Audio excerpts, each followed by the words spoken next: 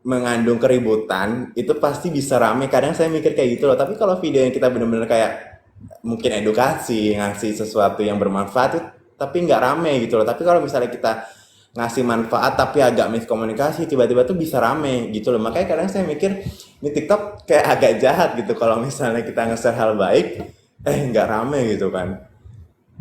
Nah itu kata Rengga bener. Biasanya kalau kita up konten nggak niat, tiba-tiba rame itu bener banget. Kadang itu yang tadi saya bilang waktu saya upload konten di apa di akun buat ngedit idol K-pop itu kan, ketika saya lagi udah ngedit apa nah udah ngedit susah-susah nih sampai ngedit 1,5 jam gitu kan cuma buat satu video tuh, waktu saya upload sehari saya tinggal tuh cuma cuma nggak sampai 1.000 view gitu loh. Akhirnya saya take down, saya private gitu, jadi males gitu. Tapi kayak waktu saya ngontennya yang konten editnya biasa gitu, tiba-tiba rame. Makanya itu kita nggak bisa tebak banget TikTok, apalagi yang share-nya tuh lumayan ini ya edukatif gitu ya. Terus kalau nggak rame tuh kayak kasihan banget sih kadang kalau saya lihat. Tuh kan ya bener sih yang kata Irena, konten strawberry coklat itu kan yang kayak yang makanan itu kan, terus kamu videoin gitu kan kayak ngikutin beatnya tuh rame. Makanya kadang saya mikir nih, kok cuma ini doang tapi sampai berjuta-juta like kayak gitu loh. Makanya itu faedahnya apa TikTok kayak gitu loh. Terus kadang ada ya, kadang orang nge-share hal sama berharap viral tapi nggak viral. Apalagi kayak mohon maaf ya, bukannya bukannya ngomongin gimana ya, kadang ada konten yang misal pakai template, pakai foto kita terus dikasih pakein lagu gitu kan. Ini orang bukan seleb sebenarnya, tiba-tiba rame. Tapi kalau orang yang lain, tapi orang lain lagi ada yang pakai template itu terus pakai sound itu tapi nggak rame. Makanya kadang orang itu pada komen, kok aku buat ini nggak rame sih. Makanya TikTok itu kadang nggak ketebak, makanya itu aneh sekali. Nah iya bener Hana, real nggak ketebak sama sekali. Bahkan apa ya, kadang yang kontennya tuh sebenarnya apa sih, kayak buat kayak cringe gitu bisa rame gitu. Makanya saya pikir ini TikTok agak jahat sekali gitu. Tapi kalau yang edukatifnya beneran, bisa bisa kadang itu nggak rame gitu loh. Tapi kalau edukatifnya agak miskomunikasi itu tiba-tiba bisa rame. Makanya ini nggak berlaku semua ya, yang saya lihat kadang gitu kan, yang saya lihat kadang ada orang ngasih edukasi ini terus di stitch banyak orang karena apa namanya video yang dia jelasin itu agak miskomunikasi. Nah itu kadang yang saya lihat kayak gitu, kok bisa sih kalau video yang aneh-aneh yang nggak jelas gitu loh, kadang nggak jelas itu tiba-tiba rame. Kadang video ada orang diem doang nih, diem dikasih sound itu bisa rame gitu loh. Makanya agak stres gitu kadang mau bikin konten apa gitu.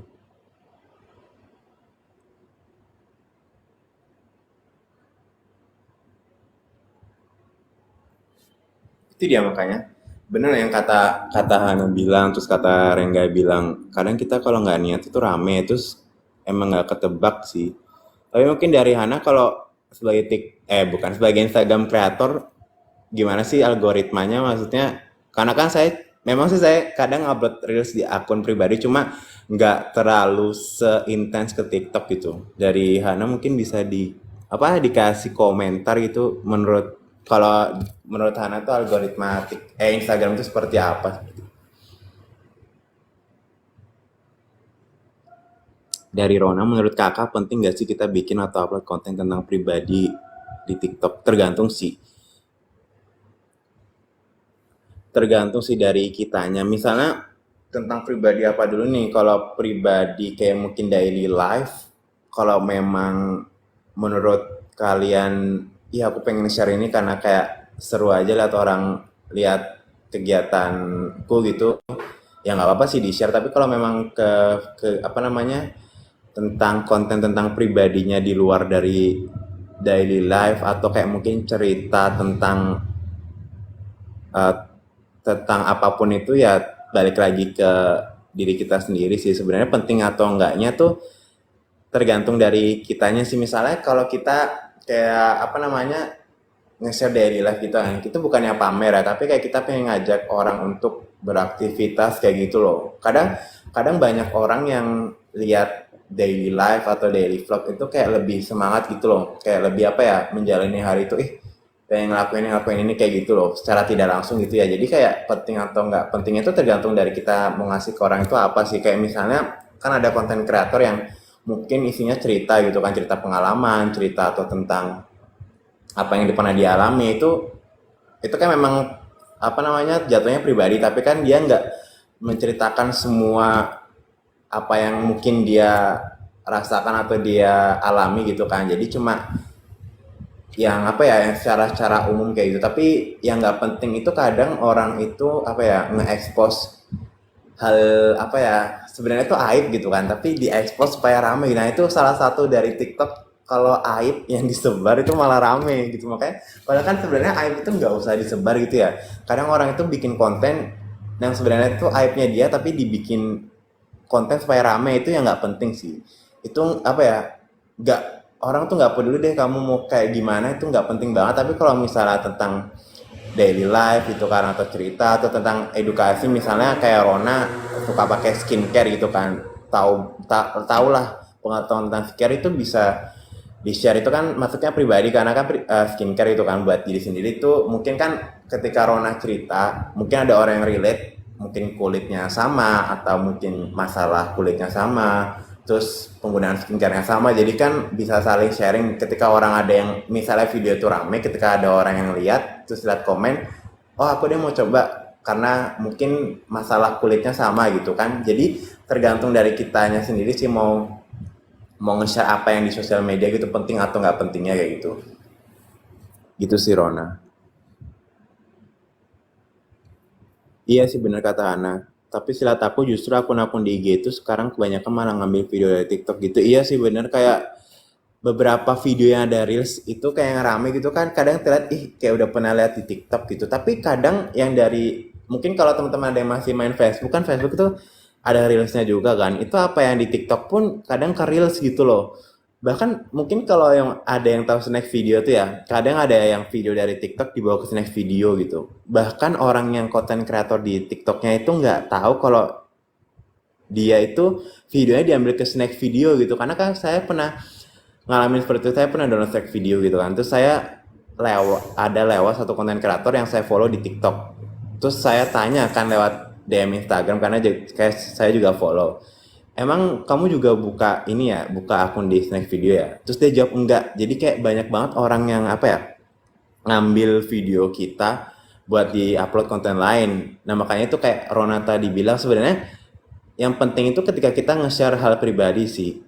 Hal pribadinya tuh yang bermanfaat, bukan yang aib ya. Karena kalau ketika kita nge-share-nya yang aib gitu kan, terus ada orang lain ngambil, terus di-share ke platform lain, itu bahaya banget sih. Makanya kalau kita buat video pribadi itu emang harus dikasih watermark sih, itu juga penting. Emang ini di luar dari curhatan sosial, tapi ketika kita memang berniat untuk mengonten gitu kan, apalagi kontennya itu temanya tuh memang udah kita pikirkan, memang kita harus punya watermark sih di setiap video kita gitu. Jadi orang gak gampang buat nyolong gitu, karena banyak banget orang nyolong. Bahkan dari TikTok pun kadang di share ke short YouTube gitu kan. Makanya banyak orang yang nggak bertanggung jawab gitu loh. Karena saya pengalaman juga, pernah saya ngedit ngedit gitu kan di akun yang lagi satu khusus aktor gitu kan.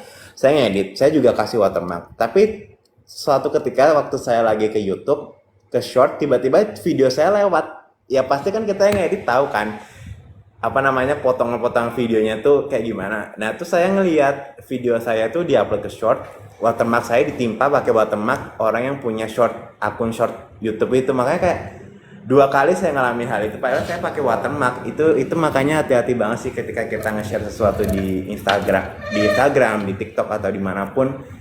Ya yang lebih baik yang baik-baik sih. Jadi kayak ketika orang mau ngambil pun, ya kita apa ya, video kita tuh nge-share tuh hal-hal yang baik, bukan hal-hal yang aib yang bikin malah orang lain ngomongin kita kayak gitu sih.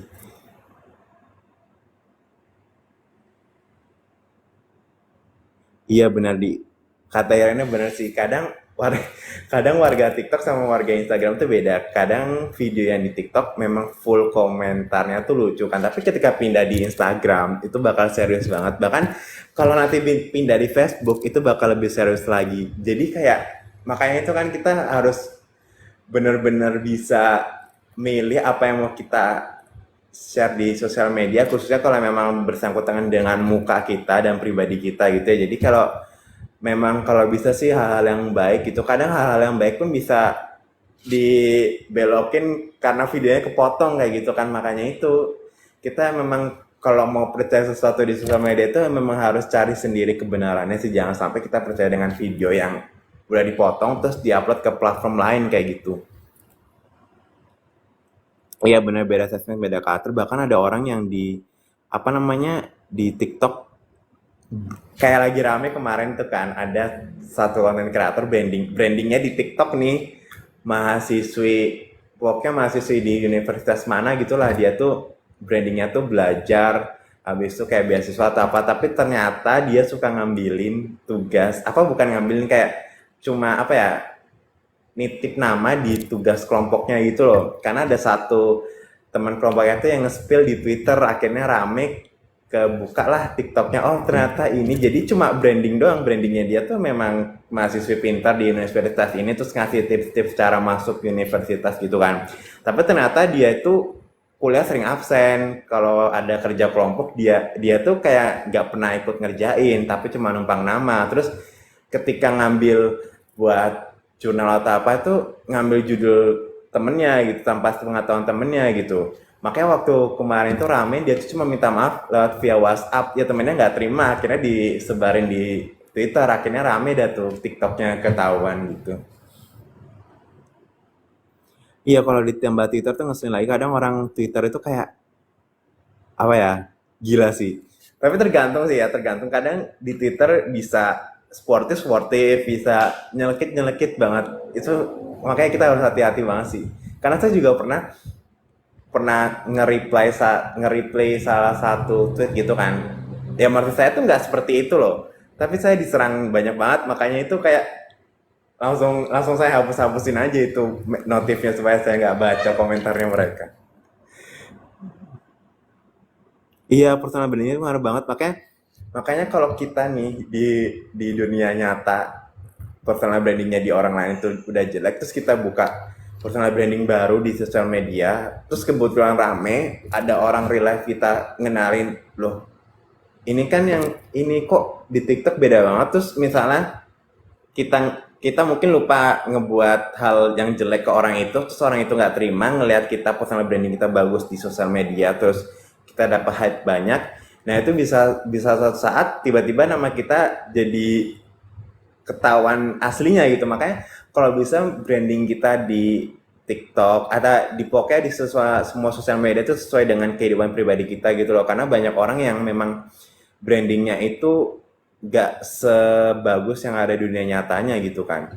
Yang kemarin tuh memang sempat viral seperti itu, brandingnya tuh mahasiswi pintar gitu lah, ngasih tips cara masuk universitas, cara ngasih tips belajar, ternyata ternyata dianya sendiri sering absen kuliah, sering alasan, sering ngambil apa ya, pernah ngambil judul temennya buat bikin jurnal, cuma nitip nama ketika ada kelompok kayak gitu kan, itu berarti kan ketika ada orang yang nggak suka sama kita, ya wajar dong dia nggak suka karena judulnya dia diambil buat jurnalnya orang, si konten kreator itu kan, jadinya ya dia spill di Twitter, ketika rame si pihak bersangkutan baru minta maaf, kalau misalnya nggak viral kan nggak mungkin minta maaf itu kan, makanya kadang orang kayak gitu, kayak udah viral baru minta maaf, padahal kan bisa sebelumnya itu mungkin minta baik-baik atau misalnya izin lah buat, ya mungkin ngambil judulnya agak mirip tapi isinya beda gitu kan, kan bisa bilang ke orang yang bersangkutan, tapi dia lebih memilih ngambil tanpa bilang, terus ketahuan sama yang punya judul aslinya, karena nggak terima diviralin gitu kan, jadinya kita tahu, oh oh ternyata dia di TikTok personal brandingnya itu kayak gini, ternyata aslinya kayak gini gitu kan, jadi cuma ngambil hype orang-orang aja gitu sih, memang ngaruh banget sih, banyak yang kayak gitu soalnya, banyak juga yang apa namanya, eh, di sosial medianya itu kelihatannya mungkin agak nakal atau apa, tapi di aslinya tuh enggak ya, karena kan orang tuh beda-beda gitu kan, tapi yang lebih bahaya tuh yang personal brandingnya yang memang udah tertata gitu kan, tapi ternyata di aslinya tuh jauh banget, itu kayak lebih membohongi publik gitu sih. Iya bener mas, tapi iya sih kalau maksudnya memang banyak gitu, apalagi yang good, good looking gitu ya, maksudnya yang udah berseleb seleb gitulah, yang punya seleb TikTok, selebgram kayak gitu kan.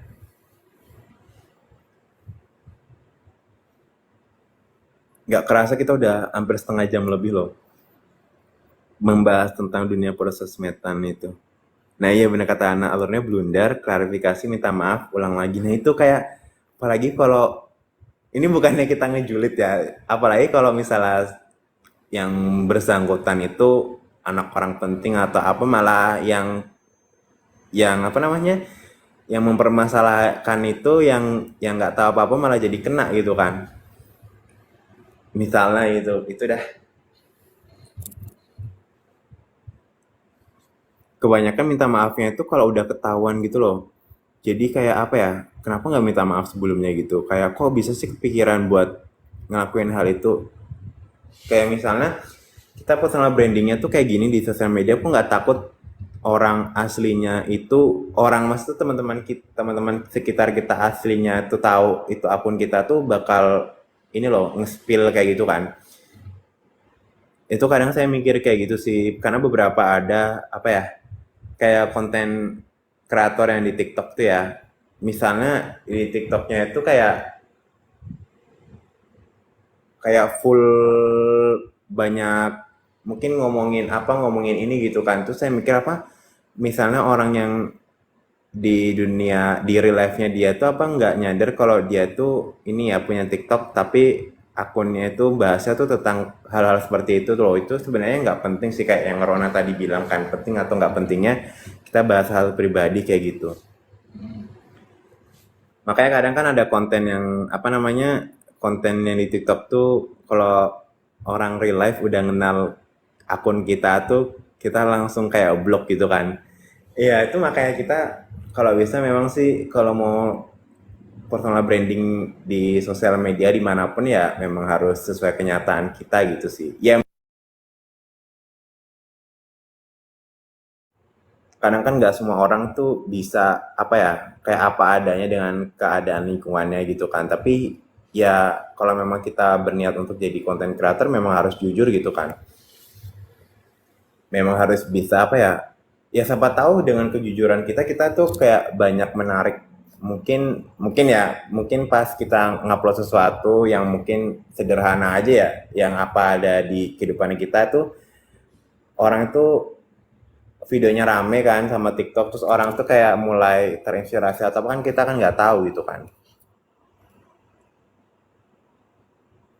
Iya sih bener, apa namanya, kalau kita mau personal branding itu mau di akun baru gitu loh biar bebas bebas berekspresi, bener sih. Tapi kadang kadang tuh saya heran ya, orang ketika udah bikin akun baru itu kan ada beberapa orang yang buat akun ketika baru satu buat video tuh bisa rame, terus keterusannya tuh bisa rame, tapi ada di masa dimana misalnya kita udah mau buat akun baru gitu kan, tapi kita buat upload video tuh baru satu tuh udah berapa hari tuh nggak rame-rame gitu loh, padahal kayak udah mempersiapkan video itu dengan baik, dengan tema dengan baik gitu kan, tapi nggak rame gitu kan, akhirnya tutup akun gitu. Makanya guys, saya heran tuh kadang TikTok seperti itu loh, kayak kayak gimana ya, ada orang-orang tertentu yang memang sudah tidak ditakdirkan tuh videonya rame terus itu loh untuk jadi seleb TikTok kayak gitu loh, kayak kontennya tuh sebenarnya kontennya biasa ya, tapi tiba-tiba rame gitu kan, kayak baru netes gitu, kayak baru bikin berapa hari terus buat abis itu upload satu video tiba-tiba rame, terus buat lagi rame gitu. Makanya kadang saya mikir kayak gitu, kok bisa sih orang-orang seperti itu gitu loh, kayak memang sudah ditakdirkan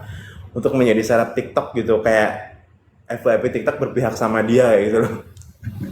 Kadang susah banget sih kalau kita mau buat personal branding baru tapi di akun baru, tapi pas di kita upload nggak rame, itu jadi kayak aduh males banget gitu, kayak mau konsisten tuh males gitu loh karena nggak rame gitu. Makanya memang kita tuh kalau misalnya mau jadi content creator tuh harus ini sih, harus benar-benar konsisten, harus niat, dan memang harus pantang menyerah sih. Ada masa dimana mood kita tuh turun karena itu ya nggak rame gitu kan, terus kayak bingung mau buat apa gitu. Tapi balik lagi, kalau memang kita niat kita dari awal pengen jadi konten kreator, terus pengen nge-share sesuatu yang kayak misalnya apa ya, pengen orang lain juga harus tahu gitu kan, misalnya misalnya kita lebih tahu hal apa, terus pengen orang lain juga tahu supaya orang lain teredukasi itu ya memang harus ini sih, jangan pantang menyerah gitu. Apa ya, kita buat bikin konten, buat video gitu harus konsisten gitu. Itu aja sih. Oke, sepertinya malam ini sudah cukup saja curhatnya. Mungkin sebelum saya tutup ada yang mau dicurhatkan lagi dari Hana mungkin, atau dari Fatia, dari Rengga, atau yang lainnya yang nonton. Dari Irena mungkin.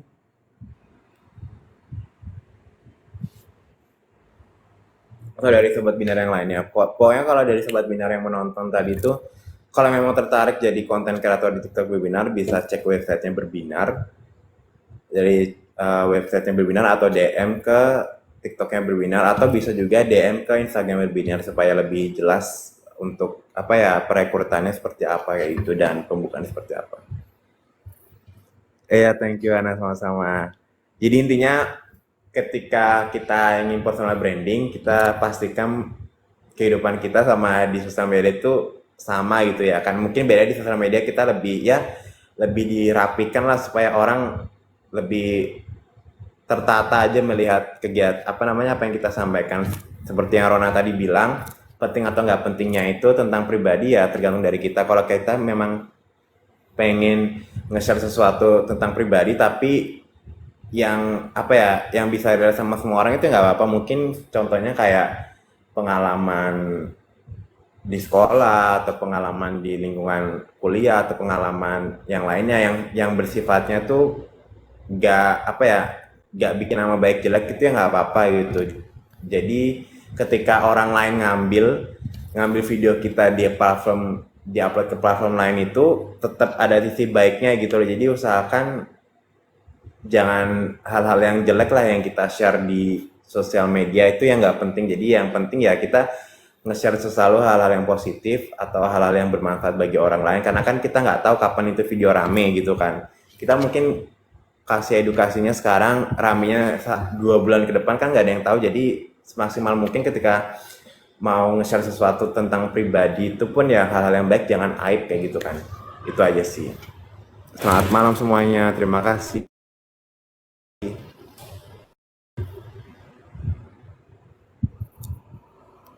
Iya, tiba-tiba oprek karena kan ini promosi juga.